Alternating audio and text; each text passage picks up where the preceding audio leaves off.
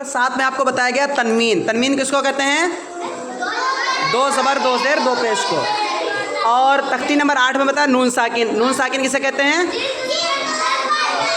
ہاں تو یہ قاعدہ نمبر 1 ہے تنوین اور نون ساکن کا. کس کا؟ تنوین اور نون ساکن کا قاعدہ نمبر 1 ہے اظہار. تو اس میں آیا کہ حروف حلقی 6 ہیں. حروف حلقی حمزہ ہا عین ہا غین خا. تو اب دیکھیں تنوین یعنی دو زبر دو زیر دو پیش یا نون ساکن. تنوین یا نون ساکن کے بعد کہیے تنوین یا نون ساکن کے بعد حروف حلقی میں سے کوئی حرف آئے تو نون کو ظاہر کر کے بلا غنہ کے جلد پڑھیں گے. نون کو ظاہر کر کے پڑھیں گے, اس کو اظہار کہتے ہیں. ہاں تو اب دیکھیے طیرن را کے اوپر کیا ہے؟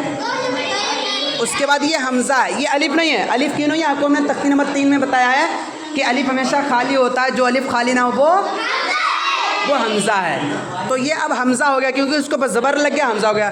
تو یہاں دیکھیں حمزہ ہے حمزہ. اب یہاں تنوین کے بعد حمزہ. اب اس لیے پڑھیں گے نون کو ظاہر کر کے. کیسے پڑھیں گے؟ تنوین کے بعد حروف حلقی میں سے حمزہ, اس لیے نون کو ظاہر کر کے پڑھیں گے. جیسے طیرن ابابیل. ہاں طیرن ابابیل یہ نہیں پڑھیں گے, یہ قاعدے کے خلاف ہو جائے گا. ایسے دیکھیں را کے اوپر کیا لگا ہے؟ دو پیش کی تنوین. دو پیش کی تنوین کے بعد کون سا حرف ہے؟ ہا. ہا حروف حلقی میں سے ہے کہ نہیں ہے؟ تو تنوین کے بعد حروف حلقی میں سے ہا ہے, اس لیے نون کو ظاہر کر کے پڑھیں گے.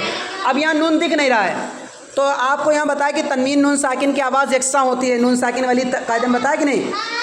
تو رن اور را دو پیش رن اور را نون پیش رن. نون کی آواز آ رہی ہے رن, تو جو رن میں نون کی آواز آ رہی ہے وہی ظاہر کرنا ہے. رن حامیتن نا رن حامیتن.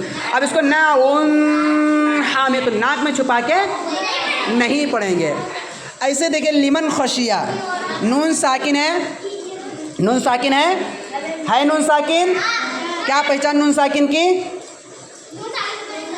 نون ساکن کی کیا پہچان ہے؟ ہاں جس نون کے اوپر جزم. تو یہاں نون کے اوپر جزم ہے نا, یہ پہچان ہے اس کی. تو نون ساکن کے بعد خا ہے, اور خا کہاں کس میں سے ہے؟ حروف حلقی میں سے. تو اس لیے یہاں پہ بھی نون کو ظاہر کر کے پڑھیں گے لمن خشیہ. کیا پڑھیں گے؟ لمن خشیہ نہیں پڑھیں گے, لمن خشیہ پڑھیں گے. ایسے من غیرہ نون ساکن کے بعد حروف حلقی میں سے غین, اس لیے نون کو ظاہر کر کے پڑھیں گے من غیرہ. منہو میں نون ساکن کے بعد حروف حلقی میں سے ہا ہے, اس لیے نون کو ظاہر کر کے پڑھیں گے منہو خطابن. منہو نہیں پڑھیں گے منہو خطابن. یومئذ علیہا میں یہ مٹایا کس نے؟ ہم نے آپ سے تو پوچھا ہی نہیں, تم پھر کیوں کہا تم نے کہ ہم نے نہیں مٹایا ہے؟ اس کا مطلب تم نے مٹایا ہے. نہیں اس کا مطلب تم نے مٹایا. چلیے اچھا چلیے دیکھیے یومئذ علیہا دال کے نیچے کیا ہے؟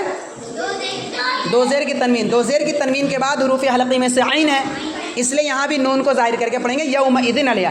جہاں بھی پورے قرآن شریف میں سارے پاروں میں 30 پارے ہیں, 30 پاروں میں جہاں بھی تنوین کے بعد یعنی دو زبر دو زیر دو پیش کے بعد یا نون ساکن کے بعد ان 6 حروف میں سے کوئی حرف آئیں گے تو وہاں پہ ہم نون کو ظاہر کر کے پڑھیں گے.